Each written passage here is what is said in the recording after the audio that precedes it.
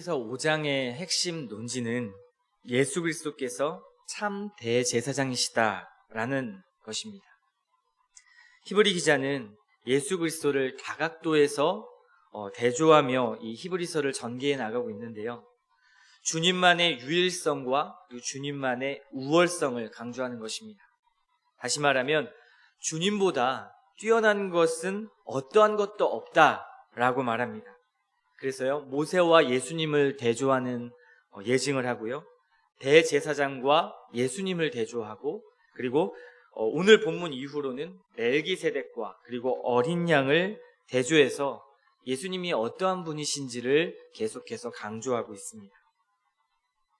그렇다면 구약의 대제사장직은 어떠한 사람이고, 그리고 그 기준과 자격은 어떠한 사람에게 주어지는지를 먼저 아는 것이 중요합니다. 오늘 본문 4절의 말씀처럼 무엇보다도 아론과 같이 부르심을 받은 자여야 한다라고 말하고 있습니다. 또 2절의 말씀처럼 그는 연약하고 그리고 동정할 수 있고 긍휼을 베풀 수 있는 자여야 한다 말합니다. 또 한편으로는 대제사장이란 직무를 감당하고 또 죄인들을 위해서 희생 제사를 드려주지만 자신조차도 죄를 속해야만 하는 죄인과 전혀 다를 바 없는 연약한 인간이다라는 것도 말해주고 있습니다. 대제사장 역시 희생 제사가 필요한 자이죠. 그래서 대제사장은 자신의 연약함을 아는 자여야 합니다. 그렇다면 히브리서 기자가 대조하는 예수님은 어떤 분으로 소개하고 있을까요? 하나님께서는 예수님 역시 아론과 같이 부르셔서 대제사장이 되게 하셨습니다. 주님이 대제사장이란 이 인정은 5절에 말씀하고 증명하고 있습니다. 오직 말씀하신 이가 그에게 이르시되 너는 내 아들이니 내가 오늘 너를 낳았다. 예수님을 대제사장이라고 인정하는 이 절차가 매우 중요합니다. 왜냐하면 그 당시의 유대인들은 레위인의 혈통이 아니면 대제사장이라고 인정하기가 어려웠습니다.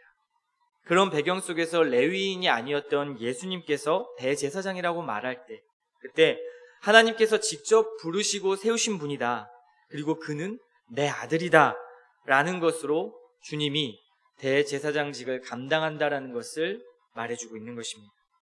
또 6절의 말씀에는요, 멜기세덱을 따르는 제사장이라 이렇게 칭해 주시는데요, 이것은 시편 110편 4절의 말씀을 인용해서 말씀한 것입니다.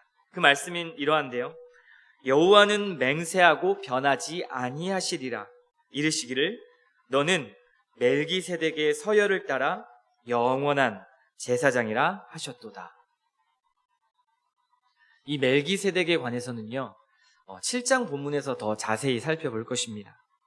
이와 같이 예수님은 하나님께서 부르시고 제정하신 대제사장이라는 것을 우리는 보았습니다. 예수님은 신이셨지만 동시에 인간이시기도 하셨죠. 우리와 같이 시험을 받으신 분이십니다. 또 통곡과 눈물로 하나님께 기도하신 분이셨고요, 아픔을 아시는 분, 그리고 슬픔을 아시는 분이셨습니다.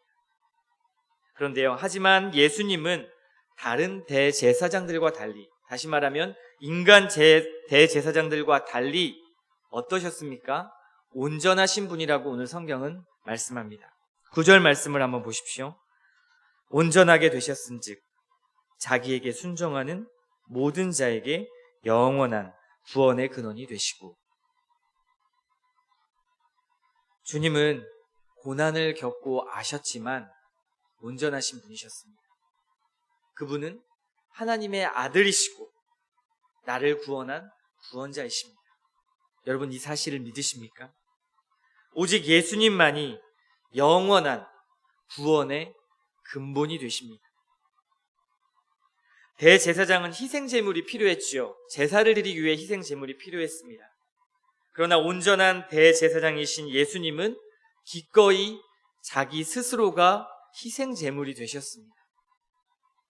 만약 주님이 인간과 같은 존재로만 여겨진다면 구원의 근원이 될 수 없습니다. 구원의 근본이 될 수가 없는 것이죠. 왜냐하면 인간은 불완전하고 연약하고 죄로 물들어 있기 때문에 그렇습니다. 이 차이를 확실하게 대조해서 히브리서는 말하고 있습니다.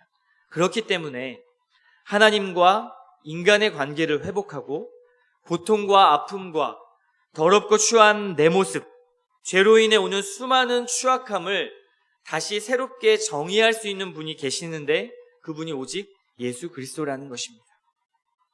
이 사실이 저희에게 너무 중요하죠. 여러분, 다른 곳에서 구원을 찾지 마시기 바랍니다. 내 삶의 안정 그리고 자유는 오직 예수 그리스도로부터 나옵니다.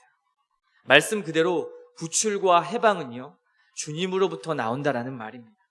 그러기 위해서 주님은 대제사장이 되셨습니다. 이런 것을 볼 때 우리의 삶을 돌아보면 눈을 뜨고 말을 하고 또 생각을 하는 우리의 모든 삶 속에 여러분 자신의 모습이 보이지 않습니까? 이기적이고 잔인하고 탐욕으로 가득 찬 그 모습들. 겉으로는 비춰지지 않지만 우리 속 마음은 구정물과 같은 그런 더러운 마음들이 있다는 것을 우리 스스로는 너무나 잘 알고 있습니다. 저도 늘 이런 저의 더러운 모습을 말씀을 통해 보게 되면 정말 나는 목사이지만 어찌 된 사람인가? 정말 이렇게 살 수밖에 없는가라는 그러한 좌절에 빠질 때도 있습니다. 가슴을 칠 때가 많이 있죠. 거룩한 하나님 앞에 설 수 있는 온전한 자가 아무도 없습니다. 자격 있는 자가 아무도 없죠. 때문에 거룩하신 하나님 앞에 우리 인간이 아무리 완전한 인간이라 할지라도요, 죄가 있는 인간들은 하나님 앞에 나아갈 수가 없습니다.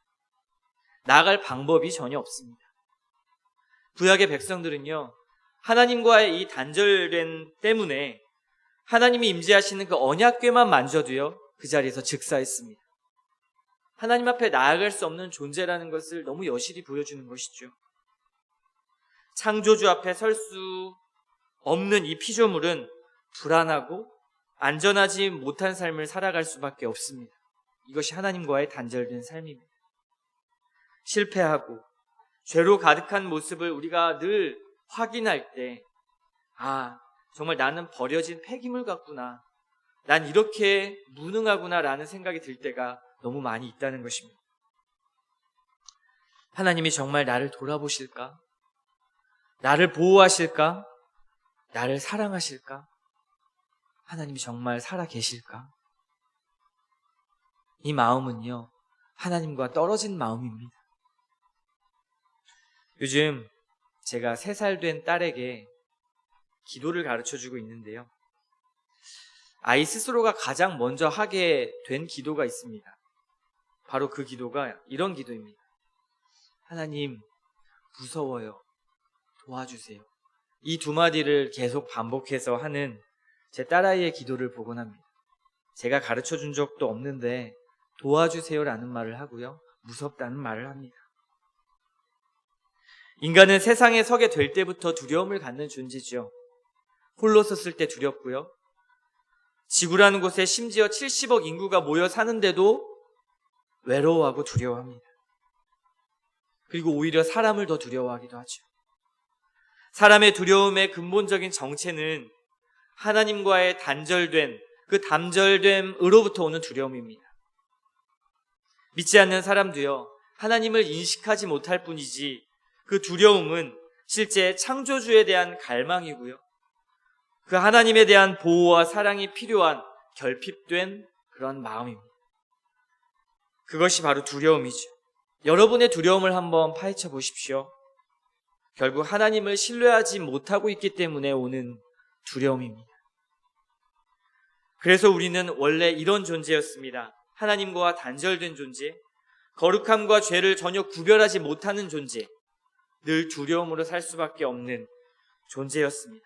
그래서 영원한 안식과 평화가 무엇인지 모르고 천국이 무엇인지 모르는 그러한 존재였죠. 그래서 우리는 눈에 보이는 이 세상과 겉하는 존재입니다. 그러나 하나님을 알고 하나님을 믿게 되니까 어찌 되었습니까? 고린도후서 5장 17절에 이렇게 말씀합니다. 그런즉 누구든지 그리스도 안에 있으면 새로운 피조물이라. 이전 것은 지나갔으니 보라 새 것이 되었도다. 성경은 우리는 새로운 존재가 되었다고 말합니다. 하나님의 자녀, 백성, 천국의 시민이 된 것이죠. 그러면 여기서 중요한 질문이 하나 있습니다. 어떻게 아까 제가 말씀드렸던 가장 더러운 자, 가장 추악한 자, 소망 없는 자가 가장 깨끗하고 가장 거룩하신 하나님 앞에 나아갈 수 있는가? 이 질문이 드는 것이죠. 어떻게 그럴 수 있을까요? 바로 이 질문에 답하기 위해서는 이 질문에 답하기 위해서 히브리 기자는 대제사장이신 예수 그리스도를 강조하고 있는 것입니다. 4장 14절부터 16절 말씀을 다 같이 읽겠습니다. 그러므로 우리에게 큰 대제사장이 계시니 승천하시니 곧 하나님의 아들 예수시라. 우리가 믿는 도리를 굳게 잡을지어다. 우리에게 있는 대제사장은 우리의 연약함을 동정하지 못하시리가 아니요 모든 일에 우리와 똑같이 시험을 받으신 이로되 죄는 없으시니라. 그러므로 우리는 긍휼하심을 받고 때를 따라 돕는 은혜를 얻기 위하여 은혜의 보좌 앞에 담대히 나아갈 것이니라. 아멘. 우리가 하나님 앞에, 즉 은혜의 보좌 앞에 담대히 나아갈 수 있는 것은요, 대제사장 되신 예수 그리스도 때문에 그렇습니다. 구원의 근원 되신 그 분께서 하나님 앞에 우리의 보증이 되어주신 것입니다. 이 얼마나 은혜입니까? 우리의 연약함을 아시고요, 긍휼을 베푸시는 주님께서 우리와 똑같이 시험을 받으시고 고난을 당하시고 아픔을 당해 주셨습니다. 우리가 고민하는 것도, 아파하는 것도, 갈등하는 것도 모두 아십니다. 똑같은 인간이 되셨기 때문에 그렇습니다. 인간의 삶을 모르는 냉정하고 차가운 신이 아니시죠. 사람은요, 공감만 해줘도 위로를 받지 않습니까? 그래서 간증의 은혜의 위력이 있는 것이 바로 같은 입장의 공감대가 형성되기 때문에 그 위력이 있는 것이죠. 상담도 마찬가지입니다. 대부분 상대방의 이야기를 들어주는 일이 중요하지 않습니까? 공감하는 것입니다. 하물며 주님께서는 몸소 우리의 죄의 심판까지 대신 받아주시고 우리의 죄를 공감하셨습니다. 우리의 비참함을 공감하셨습니다. 아픔과 고통을, 눈물을 아셨죠. 이것이 예수님께서 우리의 대제사장 되신 이유이고요, 우리에게 정말 중요한 이유입니다.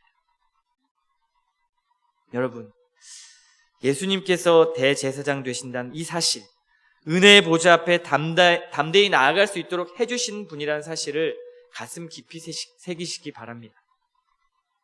예수님 안에 있을 때만 우리에게는 참 안전이 있습니다.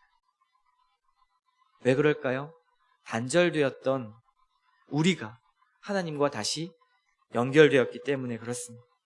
예수님으로부터만 하나님의 말씀에 거룩한 모든 공급을 받을 수 있기 때문에 그렇습니다. 하나님 없는 삶은요, 두려움과 불확실 속에 살아갈 수밖에 없다고 성경은 구구절절 이야기합니다. 불확실한 시대, 안전하지 않은 삶의 그런 토대들은 늘 우리를 공격하죠. 늘 우리는 공격을 받습니다. 그러나 그리스도 안에 있으면 우리가 두려워했던, 이전에 얽매였던 모든 것들로부터 새롭게 된다고 성경은 말하고 있습니다. 비록 우리의 삶 속에서 여전히 죄와 씨름하지만 죄에 승리하신 주님이 저와 여러분을 보증하고 계십니다. 너무 안전하지 않습니까? 비록 여전히 실패는 합니다. 그리고 일어설 수 없을 것만 같지만 하나님이 일으키셔서 얘야, 내가 너와 함께한다. 두려워하지 말아라. 이렇게 말씀하시죠. 그래서 이사야 43장 1절의 말씀을 보면 우리에게 이렇게 위로하십니다. 너는 두려워하지 말라. 내가 너를 구속하였고 내가 너를 지명하여 불렀나니 너는 내 것이라. 이것이 예수님의 공로이고 은혜입니다. 예수님이 우리를 위하여 대제사장이 되셨고 그리고 하나님과의 관계를 회복해 주셨습니다. 이것이 히브리서 기자가 오늘 5장에서 말씀하고 있는 주된 내용입니다.